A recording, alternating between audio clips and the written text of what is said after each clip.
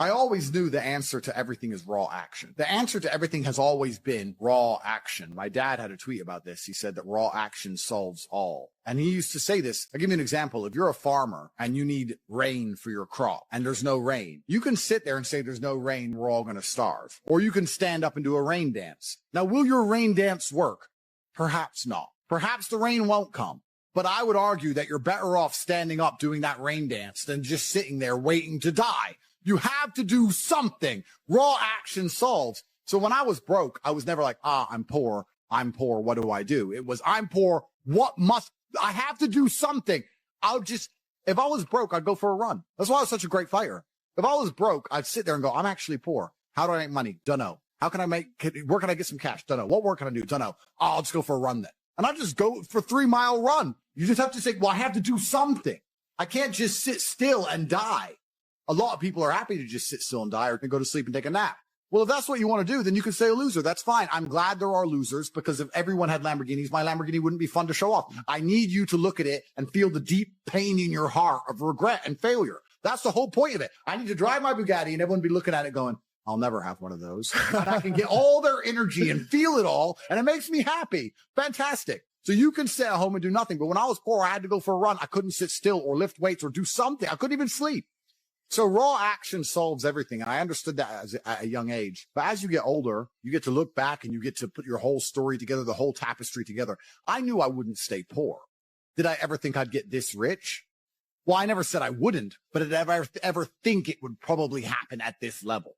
No, but it's amazing how the compounding interest of just endless raw action adds up. I've never had a lazy day. I've never skipped work, never missed an email, never had a day off, ever. If you were to go through the last 3 years of my life, you will see that there's never been a day where I wasn't doing what I was supposed to do. And it all just adds up and then monumental success comes and you get to laugh at everybody else. Ha ha ha. And life's great. Well, I think that initially fighting is always the best thing you can ever do. Especially it's the best way to spend your 20s because you heal superhumanly. You heal like Wolverine. And I can't think of a better use of that superhuman healing ability besides fighting. And it's going to teach you everything you need to know about personal accountability and hard work and overcoming fear and dedication and discipline. There's so many lessons to be found inside of fighting. And plus, it's the most respected sport on the planet. And I think that you'll learn more about yourself and more about life and more about the realities of how the world works if you're a fighter. So I think that's what's so fantastic about it. All of my wisdom and all the things I say doesn't come from books. It comes from life experience. And a lot of my life experience is the brutal realities of violence. So people say, oh, Andrew's so smart, Andrew's so wise, Andrew knows so many things. I've learned all of that simply through fighting. And if you're a warrior in life, the arena may change, but the battle never ends. Yeah. It's just never ending. And you have to get used to fighting. You have to get used to being under pressure and under stress all the time and being the kind of person who can perform and smile anyway. And I'm glad I spent my 20s training because I can't think of something else. I find it amazing that like I speak to people my age and I say, in my 20s, I spent maybe, I don't know, let's say 3 hours a day. What's a decade of 3 hours a day? Let's say 10,000 hours. I spent 10,000 hours in the gym training. You're the same age as me. What did you do with those 10,000 hours? And they can't even tell me what they did. What did you do? Watch TV, go out, go pub, sit around, sleep, nap, chase women. What did you actually do? We had the same amount of waking hours and the same amount of minutes. I know where 10,000 hours of my minutes went, and that's why I'm the champ. That's why I have 4 title belts above my bed. That's how I spent my 10,000 hours. Tell me what you did with your 10,000 hours, which is equal to, comparable to, or superior than how I spent my time. And they can't even name what they did with any of their time. They're like, don't know. Yeah. So if you're 16, you need to be using every single waking minute towards things you're going to remember. You're going to remember training. You're going to remember working hard. You're going to remember trying to make money. You're spending your life and wasting your time doing things you're not even going to be able to recollect in a few years. You're going to wonder why you fall behind the people who don't waste time. Time is the ultimate currency. Time is money. Time is also strength and power and networks, connection. Time is everything. You can convert it. It's like malleable. Time is like Play-Doh. Yeah. You can turn it into anything. You can turn it into muscles if you go to the gym.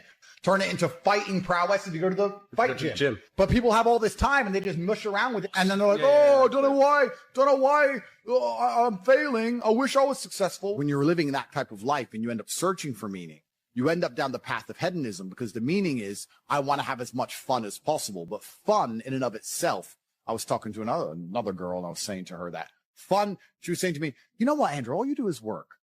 You never really have fun. And I said, fun is haram. He goes, is fun really haram? I'm like, no, it's not. But please understand what I'm trying to say here. What I'm trying to say is when you look at what most people do for fun, Look, what fun is clubs, drinking, running around, laughing like a kid, all this, all the bad things in life, the negative haramities can be attained through this obsession with fun.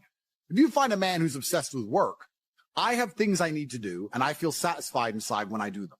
I have duty and I have work and I have obligations to fill and objectives to meet. I feel happy when they are done. That is my fun. My fun is clearing my emails, making $2 million in the day, buying another investment property I don't need, going to bed, training hard, eating right. That's my fun.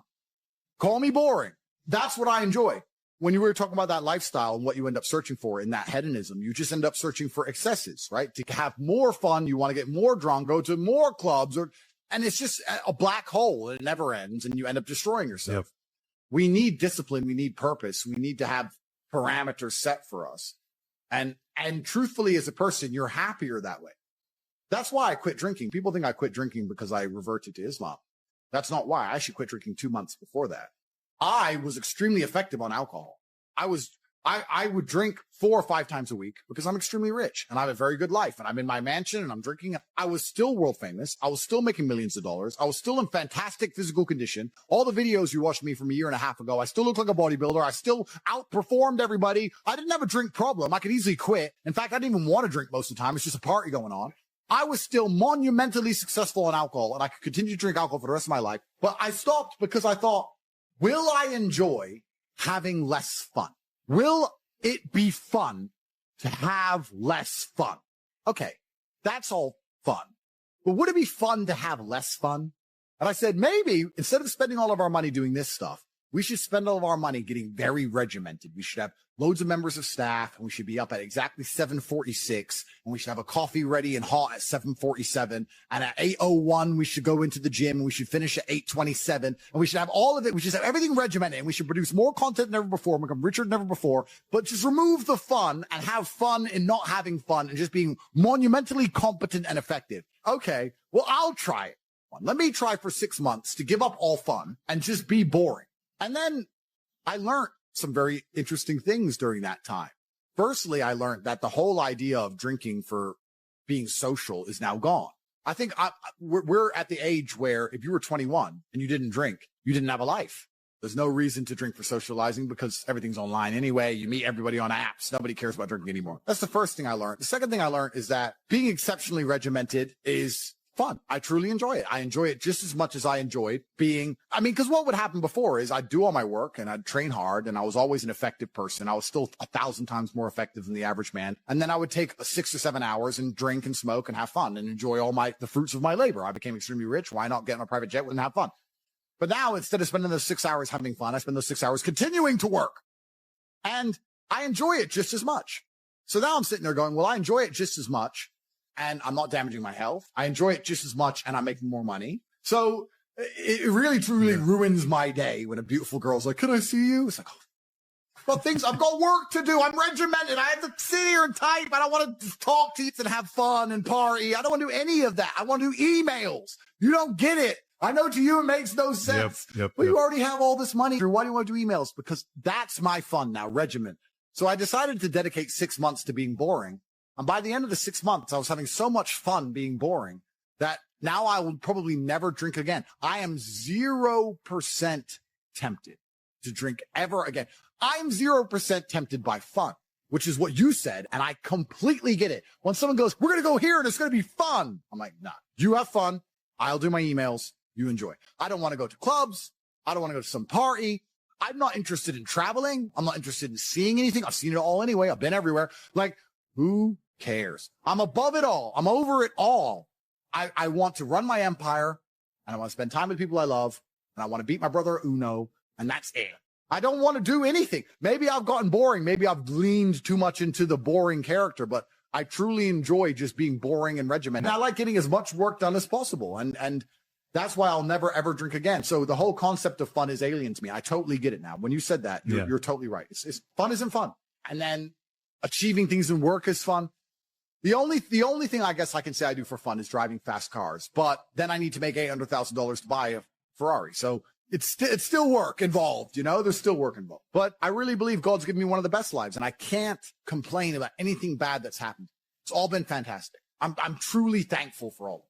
I think if a couple bad things happen to you, you should be intelligent enough to realize that eventually you're going to get over it and you're going to learn an important lesson. It's going to change you in the correct direction. And Allah's the best of planners, and he knows what you need to learn. I think that as humans, especially as men, we only learn the hard way anyway. There's two ways to learn a lesson, the hard way and the hardest way. There's no easy way to learn a lesson. You have to learn the hard way. So God gives us lessons via difficulty. He thinks you need to learn this about yourself or this about other people. So I'm going to give you a difficult time so you can learn your lesson. Because if I told you, if I just said, hey, Andrew, this is how the world works, you go, yeah, yeah. But when I show you, when you feel it, my fight coach used to say, you have to feel it to believe it. That's why if he was teaching low kicks, he'd kick your leg off. Because you don't believe in the power of a low kick. You don't believe a low kick can be so devastating unless you've felt it. You have to feel it to believe it. So God will give you a difficult time so you learn your lessons. And the lessons are very important for you to be the person who you need to be in this life. He's the best of planners. And I'm thankful for all the lessons he's given me. He's bestowed knowledge upon me. How could I not be grateful to God for making me so intelligent and wise and the ability to look into things so deeply and come up to the right decision and basically predict the future perfectly? You have to have difficulty happening to you all the time. So when you sit and say, I want an easy life, what you're saying is you're a dummy and you want to be a dummy. You want to stay a dummy. I want an easy life and I don't want anything bad to happen to me because even though it will teach me lessons, I'm too big of I can't handle the emotional pain. I can't handle the stress. I don't want to be a dummy. I want to be smart. If I want to be smart, then hurt me. I just know that I become a more formidable, more competitive version of myself after every single bad thing that's ever happened to me. It's one less thing to fear. It's one less thing to be worried about. I've done it before. Because it's also very interesting because you talk about wisdom, you use the word wisdom, and I appreciate the compliment. I don't read books. I never read a book because I don't have time. All of the wisdom I have, all of this knowledge I speak, all of these things I say have been learned through basically difficulty of life, through professional fighting and being poor and all bad things happening to me and struggle. All of my lessons have been bad things, bad events, bad scenarios, bad situations, pain, suffering, anger, resentment. All of these horrible emotions are how I've learned everything. So I thank God for giving them to me. And anyone who wants an easy life wants to stay a dummy. What do you learn if you just get money, you buy a crypto coin, it blows up, you get some money, you go to some restaurants? What do you learn about anything? You don't. Completely. And then the thing that's so interesting is that the people who are choosing the safe option is actually choosing the most risky option. So you're not taking a safe option. You're taking a coward's way out, and it leads to exactly where a coward's way should lead. Cowards in the end do not get to enjoy the shade of the olive tree because unless you fought in the arena, unless you've been a gladiator, you never get the peace of mind and peace of heart, which is afforded from bravery. So if you choose the safe choices in life, thinking, I'm going to take the safe route, you don't end up anywhere safe. The safe option doesn't work anymore. You need to take risks. You need to try and start your own business. You need to go all in on things. You need to go wild. You need to be a man who's not afraid to stand up and think, it's all on my back and I'm going to find a way to pull this off. Because any other way, any other option in the world today only leads to a bad scenario. Yeah. The safest thing you can do are the riskiest things. That's the now scenario we're in. Every single gamble I've taken, which was seen as risky, all paid off for me because I dedicated myself completely. So how do you find happiness? Happiness is in struggle. The struggle and the size of the struggle you're facing, along with how important it is and how important you feel it is deep in your heart, is directly correlated to how successful and how happy you're going to feel all of the time. Struggle is extremely important for a man, and you should be looking to inject struggle into your life permanently. We talked about this in the past emergency meeting, because if you're injecting struggle and that struggle, solving those problems lead to a positive place, once you become addicted to it, you're going to become a machine of monumental achievement. There are some very simple, basic things you can do. Weight training, chess, having debates, trying your very best to take care of your mother, retire her, make sure that your people who you love are taken care of. You need goals and resistance and something to fight against to live well, because the distance between pain and joy is what we experience. If you only have joy all of the time and no pain, you are not going to be happy. You don't need drugs. You don't need alcohol. You don't need parties or festivals. You don't need fun. Fun is the vector from which Satan operates. Every time you look at something which is fun, it's all just hedonistic. There's no money to be made. You don't retire your mother. You don't help the world. You don't give to charity. You don't become stronger. You don't become wiser. You don't learn anything. Next time you think of what is fun, and someone goes, guys, come, it'll be fun. Sit there, go, wait. Will it? Experiences are unique. Jail was a unique experience. Bunch of fun. Unique. Life's not about fun as a man. Life is about doing the right thing because it must be done. Now, there are some things that are fun which can be earned. And there are some things which are fun that you could do which perhaps involve skill. Driving a supercar around a racetrack is fun. It involves skill. You have to be good at what you do. Cool. But a lot of this fun that is easily accessible to everyone, because not everybody can get a Ferrari on a closed racetrack. I can. You can't because you're poor. You do not need fun until you've already reached the highest possible echelon. So this whole idea that you need fun in your life, you don't. What you need is purpose. You need discipline. You need hard work. You need things to do which are going to benefit you and the others around you. You need duty. You need obligations. And you need performance metrics. You need people around you who are going to hold you accountable. You don't need to be waking up thinking about fun. You're nobodies. You're not important. Nobody knows who you are. You're not physically strong. You're not financially wealthy. You have bigger concerns. You're obsessed with this idea of fun. Hey, what are we going to do this weekend? We need to have some fun. Do you? Do you need fun? Do you deserve it? Really? Have you actually gone out there in the universe and made a mark large enough that you're allowed some time off to have some fun? You don't deserve any fun. You don't need any fun. You have work to do. Your obsession with fun is holding you back. These things you think are fun aren't fun. Checking your bank balance in your house, not going out, you're not in a club, and seeing $20 million liquid is very fun. That's right. Much more fun than anything you could possibly ever do. So, although it wasn't fun to sit around and accumulate that kind of wealth, it's the funnest thing in the universe, in a way. For a man, your contentment will come from your purpose, and it will come from your competence, and it will come from succeeding objectives. It will come from completing difficult things that other people cannot complete. It will never come from the easily accessible hedonism, which you have confused for fun. If everybody can do it, you shouldn't want to do it. If everybody can go to that concert, you shouldn't want to go. If everybody can go to that club, you shouldn't want to go. But you should only want to do things others can't do. The only fun I have is doing things I know you're not allowed to do. Putting my Bugatti on an A380 and flying it around the world to a racetrack, which I've rented out for only me and only my friends to race around cars. You can't do that. I can. That is fun. But if you say to me, Andrew, come to this party, and I say, well, who's there? Everyone. Oh, everyone's there. Does that mean I need to go? Right? It's the event of the century. Ooh, everyone's there. If everyone's there, it's trash. So you need to sit there and go, all right, I'm being asked to do something fun. Who else can do this? And if the answer is everybody, stop. I clear my emails. I've trained hard that day. I've made a couple $1 million.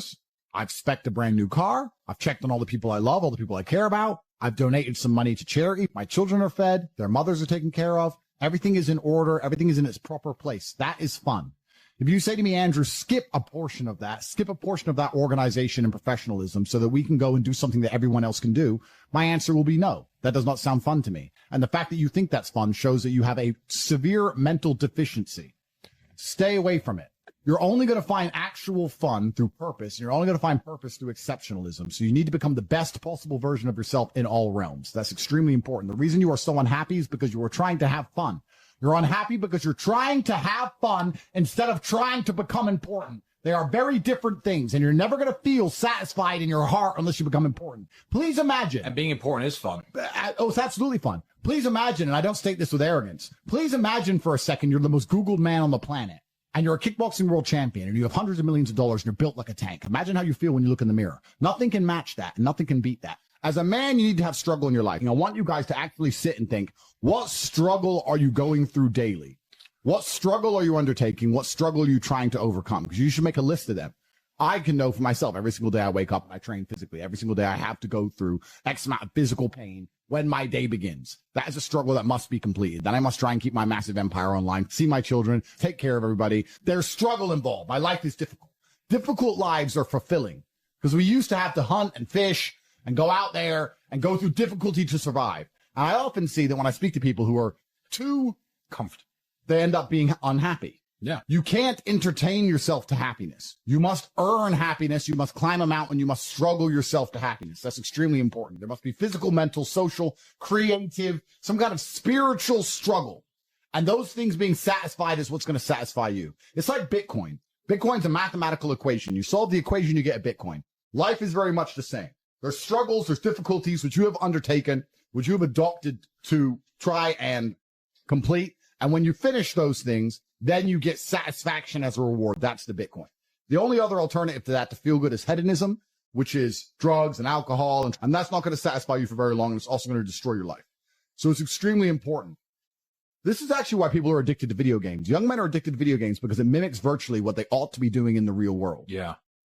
Effort in to upgrade their character to become a better version of themselves so they can do better things than they could previously do and explore new areas of the map. The areas of the map, which are Bugatti convention, flying there on a private jet to sit with billionaires. The Grand Casino Monaco is a cool area of the map that you have not unlocked yet, but it's great. Which requires you to upgrade your character as a person. You understand this in video games, and you do it in video games because it's very interesting to do. However, you don't want to do it in the real world. But in the real world, it's so much more rewarding. And I actually going to argue that we're living in one of the final periods where that's true. I'd say in a few generations, who you are and who your physical body is may not matter nearly as much. No, but it does matter today. A lot. Exactly. So that's why you should enjoy it while you can. Yeah. So you need to pick the low-hanging fruit first. And the starting block to all of these things is your body. I believe if you lift, stretch, move, improve your body, try and train MMA, learn how to fight, get stronger, get bigger muscles, it's a fast track to self-discipline, which will carry over into all other endeavors. And I would argue that is nearly impossible. In fact, how many people can say the gym saved their life? How many people do you know were depressed, started training, got in fantastic shape, and weren't depressed anymore? It is very easy. The low-hanging fruit is your body and upgrading your body. That is the easiest struggle, which is never going to backfire on you and never going to be a negative towards any other facet of your life. And when I look at men who are physical specimens, I think everyone naturally does this, but I'm going to openly say it. I respect them differently than I look at men who aren't. I have a different level of respect for them because they show me they have discipline. They show me they have motivation. They show me they're capable of doing difficult and hard things. Those are the kind of people I trust. They're not afraid of struggle. They're problem solvers. People who train are problem solvers, and you need to become one, and you need to become very, very adept at solving problems pretty quickly. I actually find it amazing that there's people out there who aren't in perfect physical condition. Guys, let me tell you all a news flash. If you eat right and you train hard, you look good. Yeah. It's like a biological certainty. It's almost impossible to be fat and look bad if you eat right and train hard. Your body will react and give you exactly what you want. So why don't you all look like superheroes? Do you not understand how intimidating that is just when they look at a group of people and they all look like superheroes and they can tell they're all disciplined, all hardworking, all dedicated, all physically strong? The struggle is what's beautiful about it. That's the most important thing. That's what you have to understand. Yeah, because no matter how rich you are, no matter how smart you are, no matter what family you're born into, you can only get into shape the same way as everybody else. So you could be Mark Zuckerberg, who's now in shape and he's a billionaire, but you can't say, oh, he bought it. He didn't buy it. He's just in great shape because he earned it like everyone else. You can be flat broke or rich as fuck. If you're in good shape, you had to earn it. It's as simple as that. So yeah, it says a lot about who you are as a person. First, you want to become as strong as physically possible. So you want to be as strong as physically possible. Next, you want to try and make as much money as possible. Not even necessarily for the money, although money is extremely important because it allows you to take care of yourself. We talked about this before, but there's a challenge involved, and solving that challenge is going to make you feel more satisfied as a human. Happiness comes from success, and making money is success. You should try and make people around you smile and be happy. You should try and encourage positivity around you. You should be the kind of person that no one can really complain about their struggles around because they know that you're the person who's going to be like, why are you complaining when you could just simply fix it? Especially successful people. Successful people are uninterested in stealing because we'd rather everybody win and keep the friendship and keep the network and keep the positive organs and keep the good karma than make a little bit extra money. So it's amazing what you see in the world. And if you become a person who is happy and successful and can take care of himself and adopt struggles, you're going to start finding those other people who do the same thing, and then you're going to build a network and become fantastic. Live with men you're in competition with. So you and your friends need to have friendly competition at all times. Now, you need to meet your friends, and you need to have banter and competition around things that matter. Who's got the most money? Who's worked hardest? Who's discovered XYZ, crypto, stock, new way of generating income? Who's trained that day? Who has the most children? Put some actual competitions together that matter and start competing and being around people, because you are the sum of the 5 people you spend the most time with. Everybody knows this. So why don't you get some genuine metrics that will improve your life? You won't have time to stand around cooking meals if you're friends with somebody who works out for 3 hours a day, for example, because you're going to need to find 3 hours a day to train to beat him, which means you're going to have to just eat that rotisserie chicken as you do squats, like a man should. Live with men you're in competition with. This is ultra important because you can measure yourself against your circle. If Tristan comes downstairs and says, I've done 1,000 push-ups, I will do anything it takes to do 1,001 just to annoy him, because I know that he then has to do 1,002. And pissing him off is worth it. It's always worth it. There's no light without dark. I think the ancient Chinese nailed it when they put the yin and yang together. You have the black and the white, and they flow into each other, and there's a little bit of white in the black, there's a little bit of good in the evil, and there's a little bit of evil in the good. And if life is perfect all the time, you don't appreciate anything. I actually think one of the worst lives you can have is a life where everything goes right all of the time. If you're spoiled to that degree, especially as a man, as soon as you reach any kind of difficulty, you're going to crumble. Somebody said to me before, they lack energy and they lack motivation. And I said, nobody lacks energy and motivation. You just focus it in the wrong directions. I would guarantee if you find a person who lacks energy and motivation, he's trying to get girls all day, he's messaging girls on Instagram all day who ignore him. I guarantee he gets road rage when somebody cuts him up. No, you get angry and you have energy and you have motivation when somebody pulls in front of you in traffic or when you see some on Instagram, but you don't have motivation to do anything else. You don't lack energy and motivation. It's pointing in the wrong direction. We all have an innate energy inside of us. We all have a life force. And most people are just directing it in the wrong direction completely. And that's why we're getting decimated in real time. The Matrix has come along and it's distracted us all with bread and circuses. And I refuse to do it. I refuse to sign up to things that don't directly benefit my life or benefit the future for my children. I don't think if a sports team wins, it's going to benefit the future for my children. And I don't think if I jump up and down like a ketamine taking peasant in a concert, it's going to benefit my children. You have 10 years left to save your bloodline from eternal slavery. And you lack motivation? You are born to lose, sir. You are a loser. All of your ancestors who fought saber-toothed tigers should have just laid down and died because they fought their best for you to be born so you could jack off to Pornhub during the last few years where you stand a chance to save your last name from eternal serfdom. You are and you deserve to be poor. The last thing you should lack in the mess of the world today is motivation, because you are running out of time. And I'm telling you as a rich man who made it out, I can see the gap is closing. I can see it. So you should certainly see it. I'm above in the clouds, looking down on the hole closing in. You're down below, looking up, watching it close, and you lack motivation to build a ladder. Oh, well, maybe tomorrow. Maybe government will save me. Maybe if I vote for the liberals, they'll give me money. Slave minds, clowns, fools. The last thing you should lack in the world today is motivation, because truly people are running out of time. When you want to explore all the levels on the map of life, you don't just want all the levels at the top. See, this is the mistake most people make. They sit there in a normal life and they dream of being rich and going on nice vacations and dream of all the nice things. They don't dream of all the bad things. They think they can have all the light with none of the dark. That's not how it works. The only reason you appreciate being rich is because you were poor. If you were born rich, you don't appreciate it. The only reason you appreciate being in good health is because you were once sick. When you're sick, you'll do anything to be healthy. If you've never experienced sickness, you don't know what health is. There is no light without dark.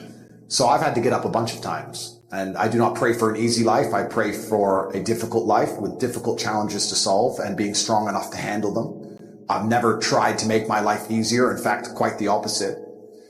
And I think that life is going to continue along this way. If you really want an exceptional life and to do exceptional things, you can't only hope for the positive exception. So if you want the highs, you have to accept the lows.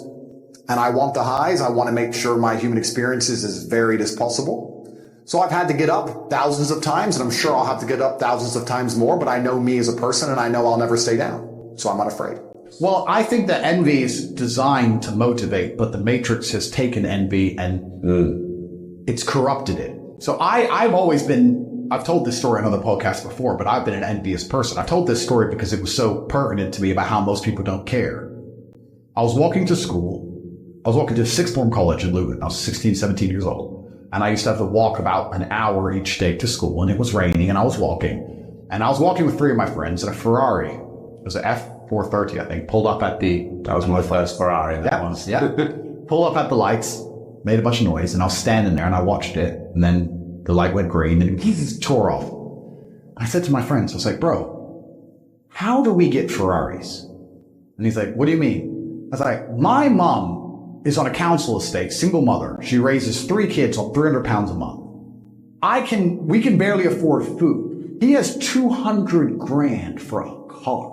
Liquid for a car. Something is broken. None of the teachers at school have Ferraris. None of our university professors have Ferraris. No one else I know has a Ferrari. What do we have to do to break the matrix and find the money? This is all a lie. I want a Ferrari. And my friends were like, don't know. That's why I have Wrong friends. Well, no, that's why I have Ferraris and they don't. That's why I now have 33 Ferraris. Because I was envious. I was envious of this man. Most people don't care. But you turned envy into learning how to figure it out. Well, I turned envy into anger, and anger is power. But what we have people doing now, because they don't believe in themselves, because the matrix has dampened their soul, when they feel envious, because they want to level the playing field, which is all envy is. Instead of trying to elevate themselves, they try and drag others down. So when people look at my life and they're envious of me, what they should say is, he's truly from the most humble possible socioeconomic beginnings. He is a person of color from a council estate, a single mother household. He's at the bottom. And he made it up to the highest echelons. He's on the phone with Elon Musk and his ability. If he can do it, I can do it. But they don't believe in themselves. So what they do instead is, well, I want to level the playing field, so I got to drag him down. So envy, when you're trying to drag others down, it's just laziness. Because you feel envious, but you don't have enough fire about yourself to go out there and attack the world and equal the playing field with vigor. So you want to equal the playing field by dragging someone else down. It's just laziness. Lazy people act that way. If you know good men, all they want to do is, most of the time, is work. What men who are good want to do most of the time is work. Some version of work. Training, making money, organizing their life, getting their car clean, whatever. It's a degree of work. Women love fun. Women want fun all the time. And fun is where all the haramities appear. It's where all the negative orgons appear. You're only going to get in a fight if you're going out trying to have fun. You're all like drugs and rape charges and physical violence and assassinations. There's always linked to fun. Yeah. If you want fun, you're dragging all this shit into your life. Wasting getting money. Drunk. Yeah. If you want to just work, you can avoid a lot of bad things. Someone goes, do you want to go out? I'm like, no. You can go. Here's the address. My team will take you. Have a great time. Go get a bunch of bitches. Go pop balls. Go do. I'm going to sit here on my computer. I'm boring. But I guess it generates millions and millions and millions and millions of dollars and millions of dollars. So if you have goals you want to achieve, I ask you, what people do you have around you? What network do you have around you of people you can sit down with and they are competent and they're not lazy and they're not stupid and they're not self-interested and they believe in the greater cause where you can work as a fraternity to achieve said goals. How are we going to do this? We now want to do this. How shall we do it? And we got it done. This is what's another thing that's amazing to me about motivation. I don't feel motivated. Newsflash. Neither do I sometimes. You're not going to always feel like doing it. You have to do it anyway because it's your duty to do it because you don't want to be a fucking loser. That's the whole point. If you felt like doing it all the time, then there would be no magic to it. The magic is that you do it regardless of how you feel. That's the whole point of it all. What do you mean you need motivation? You don't need motivation. You have a duty to not be a loser anymore because the hole in the sky is closing. Am I hard on myself? Yes. Does that benefit me? I believe so. I'm hard on myself because life is hard. I think But could life be easier if you thought life was easy? Because isn't life what you see, not what it is? What's the point in having an easy life? Why would I want an easy life? If someone were to say to me, do you want an easy life? I'd say, that sounds boring. I mean, did Genghis Khan want an easy life? Did Alexander the Great want an easy life? Did any of the men you can remember from history, any of the ones that actually matter, ever want an easy life? If I meet a man and he says, I want an easy life, I just want a stress-free life, I look at him and think, you're born to lose. You're born to lose, sir. You can have your stress-free life, and you can serve me my latte, and you can go off. Because you're not made to, life is war. And it's going to be stressful. And life isn't always war. Of course it is. Life is war. Every single aspect of life is war. Not losing your temper in traffic on your way to a podcast is war. Trying to get a girl that the other guy wants is war. Trying to buy a Ferrari that everybody else can't afford is war. Training is war. Fighting is war. Life is war. I see war everywhere. When I see a big, beautiful oak tree, I don't see a big, beautiful oak tree. I see a tree that destroyed all the saplings around it and crushed them mercilessly. It's war. Life is war. That's why I'm gearing up for war so heavily, because this war, when people ask me why I don't try and avoid it, I don't think most people understand that this war is coming for everyone. It can't be avoided. You're either going to become someone like me who's fighting against it, the counterculture, or you're going to buy into it and be a victim of it. I don't think any man who wakes up and accepts the garbage that the Matrix tells him, that, yeah, it's okay to be depressed, that we just talked about. Yeah, you should be running around doing perkies and Adderall and consuming porn and sleeping with a bunch of and yeah, go to school and get an education and get in debt, and then go get a mortgage and get in debt, and then 9 to 5 and just slave away, and you'll be retired when you're 74. It's going to be fine. All the things they push, all the standardized mechanisms that a man's supposed to live his life by, I believe lead to crippling depression and sadness anyway. I don't think that makes anyone happy. Let me see. Dude, how do you have so much energy? Because I don't waste my life force. I haven't been to any stupid concerts. I don't take any stupid drugs. I'm not smoking weed like an idiot. I'm not cheering for a sports team. All of my life force is inside of me so I can master the 7 styles of Aikido and tell the conservatives they're fucking dorks. Nerds. That's why. They're all nerds. They're nerds. I'm full of life force. I'm the man who will struggle to the end. I'm that guy. If an alligator were to get hold of me, not only would I snap its neck, but let's imagine 20 alligators got hold of me and they got lucky and somehow managed to decimate me until the last second where I lost consciousness. I would be snapping necks of alligators. To the last second, I refuse to die. I'm that guy. I don't waste an ounce of my life force on anything that's unimportant. Ever.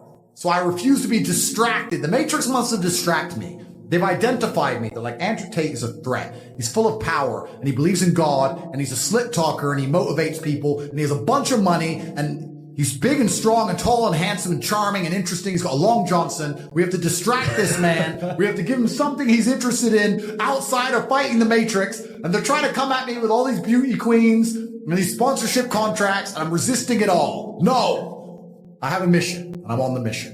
We're talking to the people. It must be animated. We have a job to do. We must let the people at home know that enslavement's coming for their entire life and their bloodline unless they resist. Stop watching the fucking Super Bowl. Stop going to stupid concerts and instead be motivated about your family's future. You're going to feel happy as a man when you feel respected and needed. You need a purpose. People need to need you alive.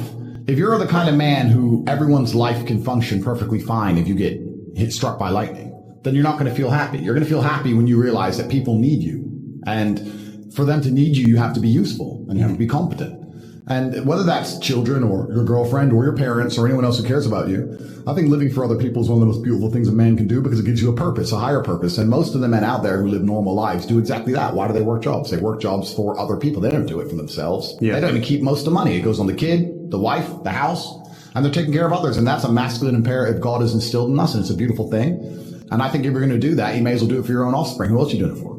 My favorite food is pride. I do, and I don't know if that's a bad thing, but I love when my woman comes to me and goes, you know what? You just fix everything. They had you in jail, Andrew. You were supposed to be done. They're lying about you all over the MSM. They're saying you're a human trafficker. They stole all your money. They froze all your banks. Why am I on a jet with roses? Because I'm the top G. That's why. Because I'm that guy. She's like, you've just never failed. I've never seen you fail. So correct. I do not fail. So when I see somebody who doesn't have what they want, I know they haven't tried their hardest. And that's a constant universal fact. I've never seen somebody truly dedicate themselves to anything and fail. I've never seen anybody truly try and fail in history ever. So I wake up and go, let me do the math. If I never worked again, I could spend $422,000 a day for this month. I have all the cards. Do I need them? No. You know, let me go have a coffee. Let me try and chill out today. And within 22 minutes, I'm back on my laptop. There's nothing else to do. There's nothing else to do. And I can't stop myself working as a person who doesn't need money. And then there's people with no money who don't work. It blows my mind, which is why the winners are winners and the losers are losers. Losers do a little bit of work and rest. Winners work as hard as possible and worry they're not working hard enough. It's just a separation of personality types. And it's almost like you can't save these people. So am I hard on myself? Yes. Will that change? No. Life is war. Life is hard. You're supposed to be hard on yourself. Perhaps most men would benefit from being a lot harder on themselves. I think I see a lot of men coming up with a lot of excuses for permanent failure. I see it all the time.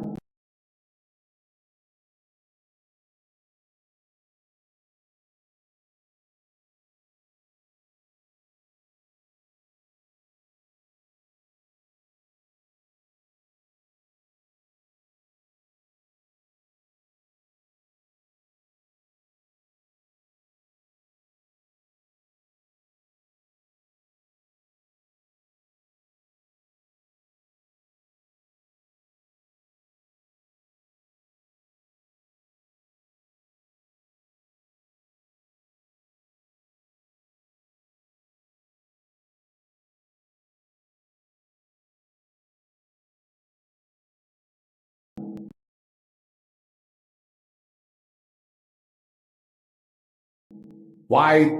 I can't pay my bills. Okay, cool. Why? Oh, because it's hard. It's all just sympathy bull. I don't want to hear it. It's garbage. It's hard. It's hard for everybody, and you're going to have to just be harder on yourself and pull it off, or fail. And don't talk to me.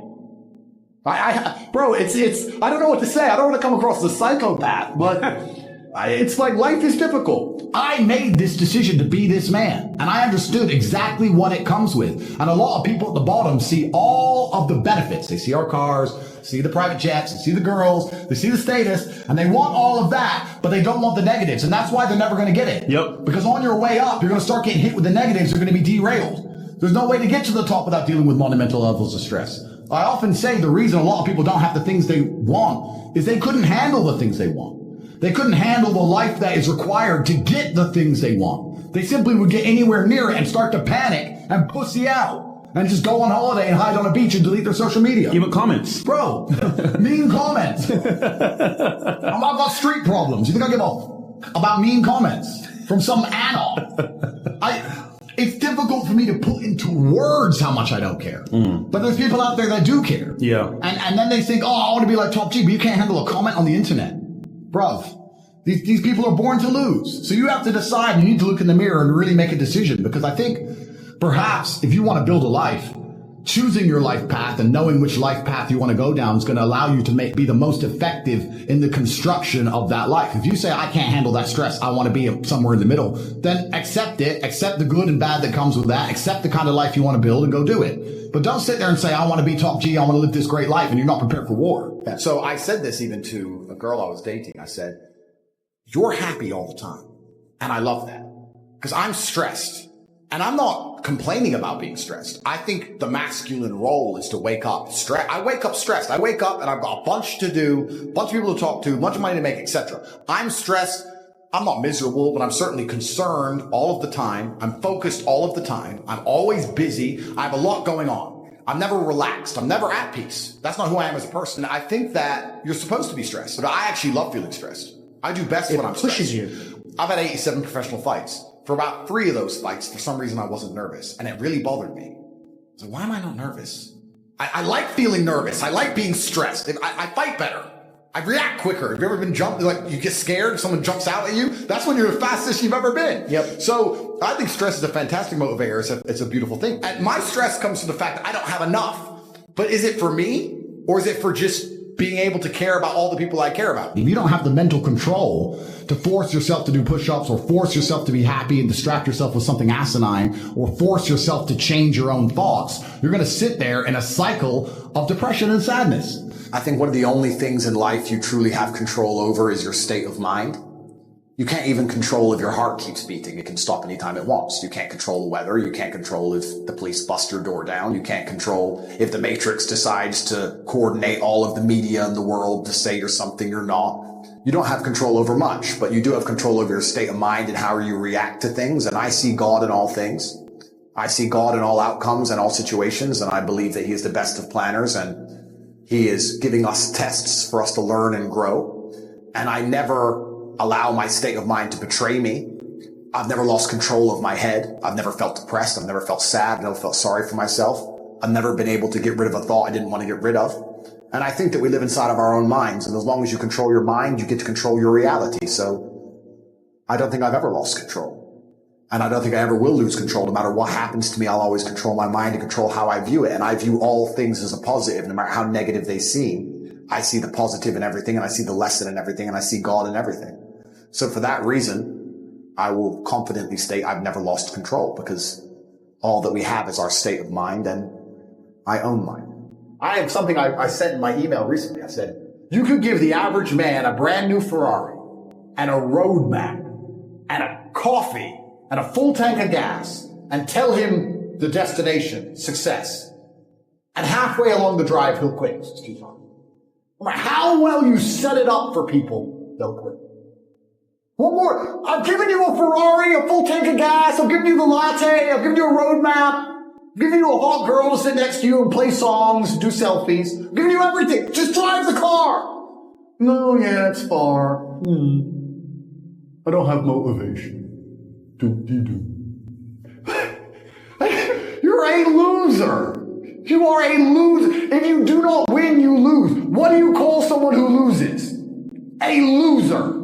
The gap is closing. The elites hate you. You no longer have sexual consent. You're a permanent criminal in the eyes of the law. They're here to decimate you and your entire bloodline. You're 22 at the height of your capabilities, the height of your energy. You heal like Wolverine. It is Friday. Are you making money? What are you doing? Oh, there's this band. I really want to see this band. And I guess you just deserve to lose, friend. I guess you're just an idiot. And I don't feel sorry for you. I guess you're just a dummy. And that's how I feel. So imagine how the elites feel. We're scum to these people. We are. I'm not a rich man. I'm just a poor man with loads of money. I'm from Luton, Kansas. I wear diamond watches, bro. You understand? Yeah, I do. I'm just a poor man with billions of dollars. But it's scary when you start to understand how all these things really work. And I don't think the average man at home understands this. And if you start to understand it all, the last thing you will lack is motivation. How can you lack motivation? How can an antelope in the jaws of a tiger say, I lack motivation? I'm tired. I'm horny. I want to jerk off. Bro, they're ripping out your throat in real time. You're bleeding out. Fight back. How are you going to complain that it's hard to be the man, but then also understand that being the man has value? They are linked. You cannot separate the two. It's a logic fail. If you love the idea of being that character you dream of yourself to be, then you should love the fact it's hard to become that man, because it means no one else can do it.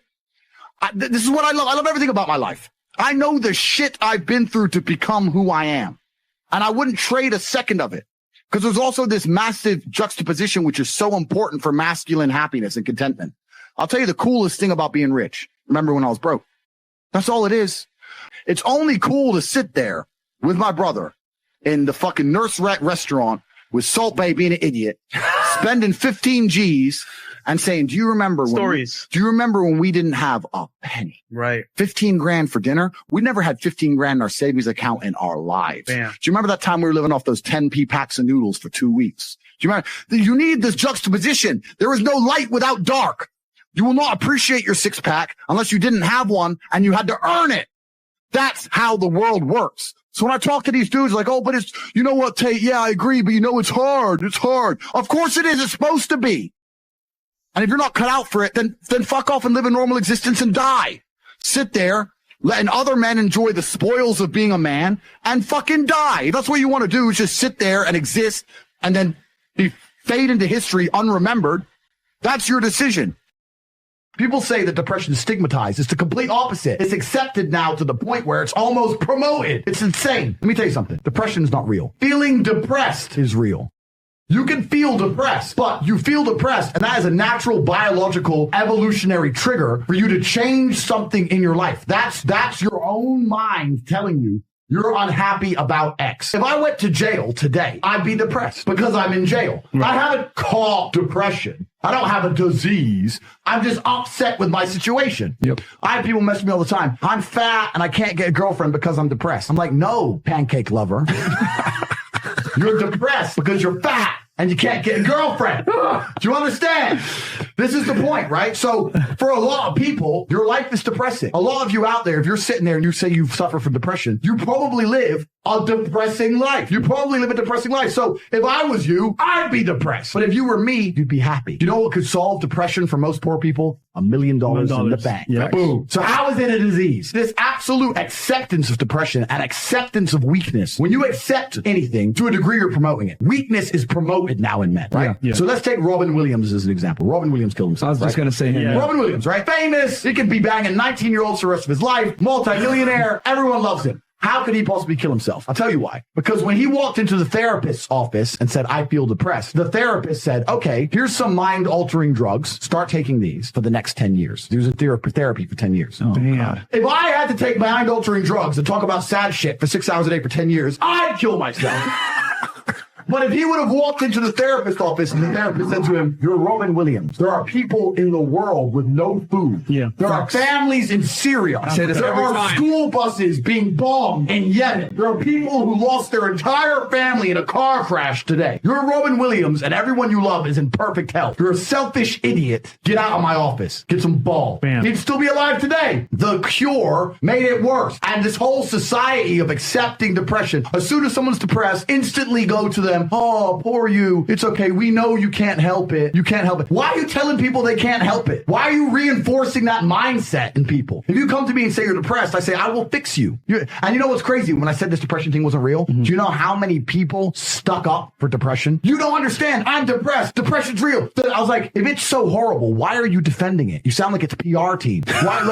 I thought it was ruining your life, but you are desperate for me to believe in it. You want me to believe in it. You're sticking up for it. You're defending depression. Yeah. Try to convince me it's real because it's your cure-all excuse for failure. When you're depressed, you can fail in every human metric. I fail at everything, but I'm depressed. It's not my fault. No, you're a failure. That's all you are because you're not trying very hard. If you live in a house, I say this all the time. This is the reason I don't believe in depression. Because I don't believe in depression, I cannot become depressed. Yeah. No matter what the worst thing that could possibly happen to me on earth, I will feel sad, but I will recover and I will not become depressed because I don't believe in depression. If you're in an old haunted house, right? You have two people in two haunted houses. One believes in ghosts and one doesn't. You hear some noise in the night. The wind blows, right?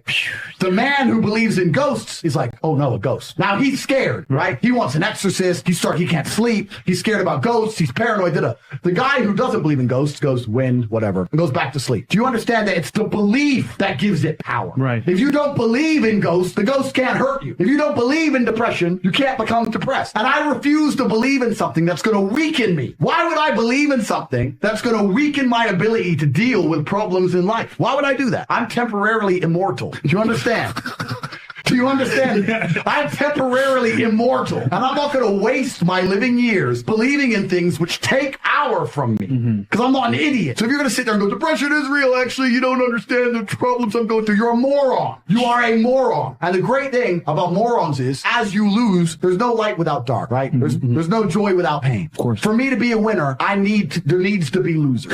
If you want to be depressed and sit around broke while I'm flexing in the Lambo, Simps. then do it. Go do it. Blue pill. But you're not going to convince me to join your way of thinking. The last thing, anyone who's watching this, I want you to understand, the last thing you should ever do is adopt the thinking of someone who is sad. Bam. Why would you want to think like the sad person? I'm sad and I'm semi-suicidal. You should have the same views and beliefs as me. Get the fuck out of here. No, Depression. Damn. It ain't real. There, I'm just blowing out the water. It's not real. You can come at me and say whatever you want. It's not real. The bumpy road to better. A lot of people teach about better as if it were magic, as if it would happen simply or easily. In reality, it's not that simple. Listen, folks, success is hard. It's not easy. It's hard changing your life. You don't get old without having suffered loss. Every year brings some sort of challenge with it. As you go along the way, you gain some things and you lose some things. You win some battles and you lose some battles. We just need to get that part straight. And wisdom develops in the life of those who have capitalized on their pain to draw conclusions. How you react to the famine determines whether you make it to the food. You can't just pray against the famine. You can't just stay in the same spot and do the same things that you've always done and expect to get a different result. You've got to take action. The difference between a dream and a wish is something you just hope it happens. But a dream, you put actions behind.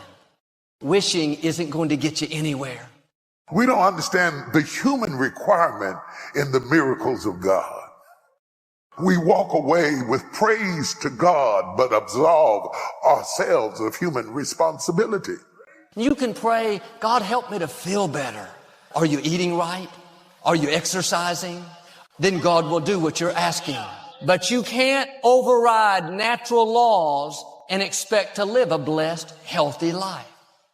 God has created us to be collaborative in the miraculous.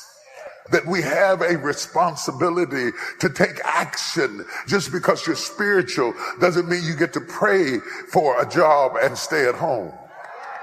I'm just going to watch TV and hit the remote control. You'll never get to better if you don't get on the road. Jacob says, if you don't move, you're going to die. How could you let me die and I'm a child of God? You didn't move.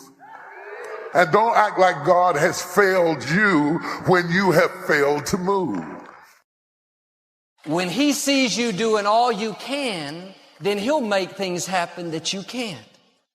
Make this decision. I am not going to live complacent, passive. I'm going to pursue what God put in my heart. God has an incredible life for you.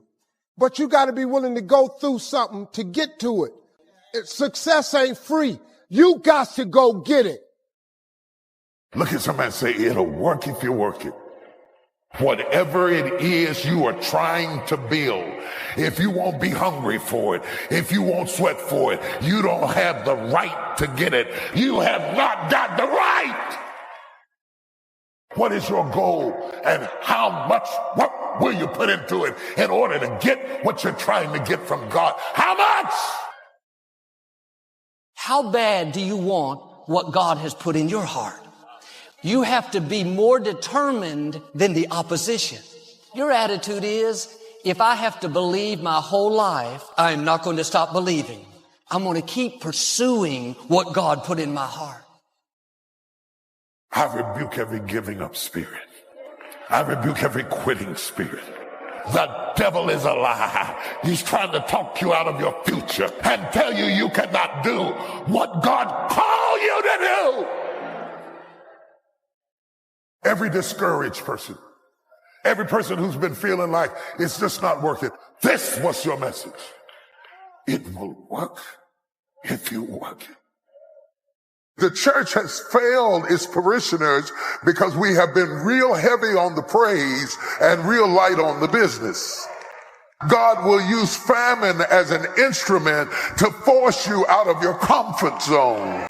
It'll make you move. It'll make you travel. It'll put you on the road. Somebody say, I'm on the road. I'm on the road to better. There's something I'm after. There's something I want to see done.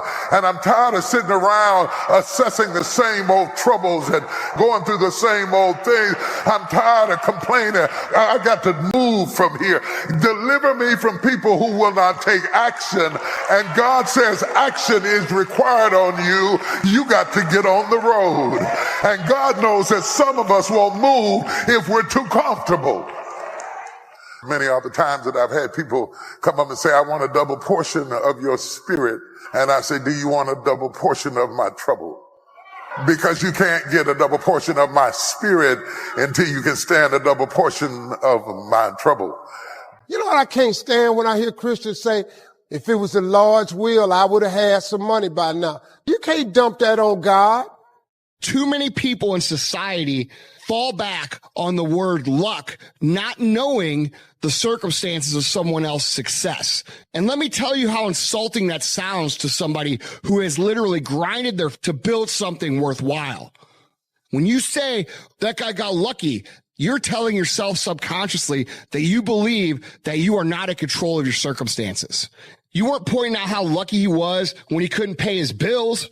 Or how about when he's working on weekends and holidays when you're out celebrating with your family? Where were you? See, we sit back and hate on people when it's not them having that is our enemy. It's us not moving that is. Quit believing in luck and start believing in work. You can believe in God all you want, but if you don't work, man, it ain't gonna happen. He said faith without works is dead. The only thing that performs a miracle of increase called equity is called putting wisdom into labor. And this labor now can perform a miracle. Number one, do what you can. Get a list of the stuff you could do, you haven't done, postponed, and start cleaning that up. Don't walk like other people walk. Don't postpone like other people postpone. Do what you're going to do and do it now. If you put everything off till everything get right, oh, when I get all my ducks lined up, is that right? What if it's not duck season? Whatever your hands find to do, do it with all your might and do it with all your power. You've got to fight to put all your efforts and energy into things that's productive and purposeful. We have traded effectiveness for busyness. And we think because we're busy, we're effective. Most people are just trying to get through the day. Here's what I want you to be committed to do. Learn to get from the day. Commit yourself to learning. Don't be casual in getting it. Casualness leads to casualties. You're still breathing. You still got a pulse. You're not a loser. Well, I'm depressed right now. No, you don't have the luxury of being depressed. Keep it moving. Most of us take our talents, our abilities, our skills to the graveyard. Rob the cemetery of your ideas. Say, man, somebody.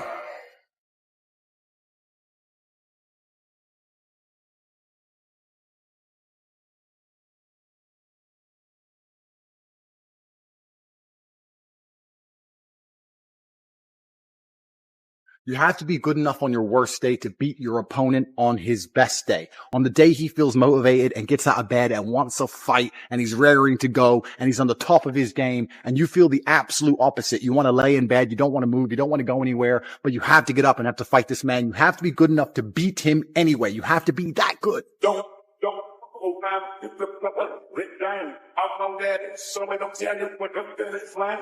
I got my they go to the steps and shakes, and that's the same. It's something in the head. I got a bullet with your eyes, gonna provoke you. So close your eyes as I say this try to do this, and in your mouth, so get ready for the blood. This is 1, 2, 3, 4, kill.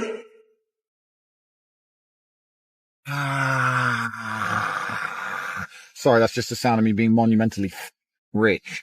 Despite the fact they're trying to stop me from being monumentally rich. They're trying so hard to stop me being rich. Wait, what's that I can hear? Is that a DBS 770 that my brother's driving? Yeah, it must be. Oh, hello, Tristan. Jail, please.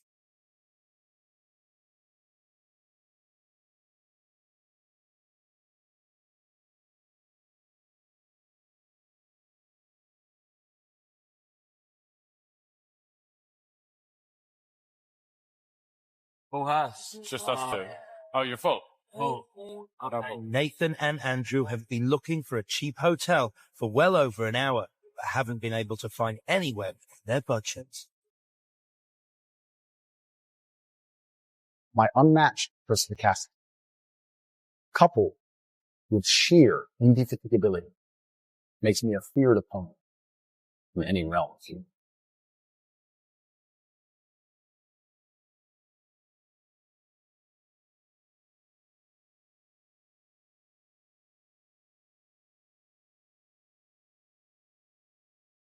Hello. Hi.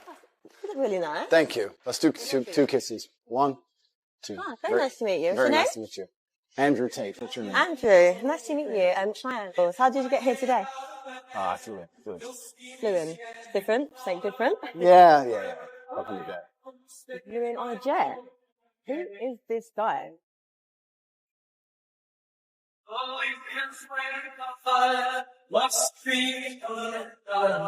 I don't know what in my mind.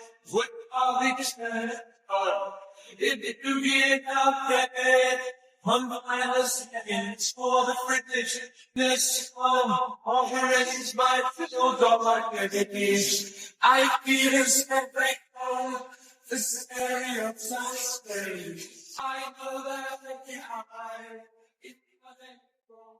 Anyone who knows me will tell you if I'm awake, I'm working. The second I wake up, I'm on my laptop till the second I go to sleep. First thing I do when I wake up is check my phone. I only enjoy work.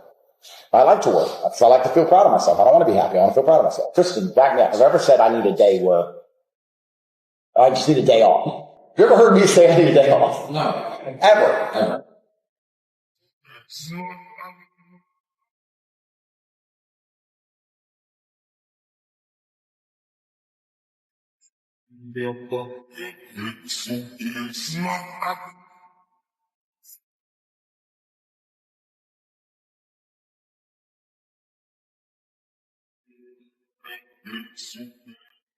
Cydrus, a nice room. No, my hotel room was broken into. I've been told my hotel room was broken into. And I know who broke into it. You know who broke into my hotel room? No. Get Andrew. I gave Andrew the key, and he broke the door.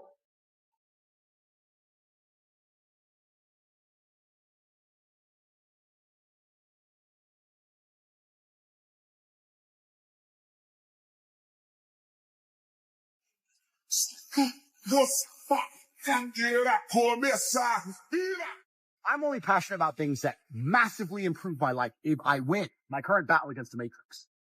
Once I crack the Matrix story, I will become the most powerful man on relevance to achieve interviews and get views they would never normally get to spread hateful propaganda. If you can't afford me, you're going to have to go back to just lying about me without speaking. Because God knows the truth. I know the truth. Most of the world knows the truth. And I genuinely believe that Allah is the best of planners. And whatever happens to me, regardless of whether I am martyred, regardless of whether they put a bullet in my brain, I know what I have done is good for the world. And the things I will do will continue to be good for the world.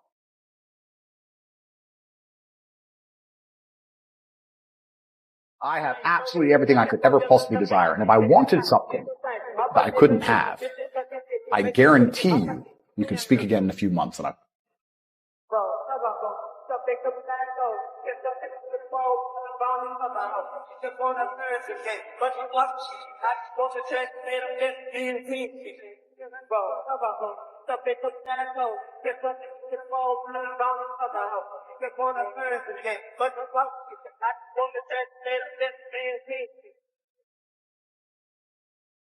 Legends have always been forged in fire.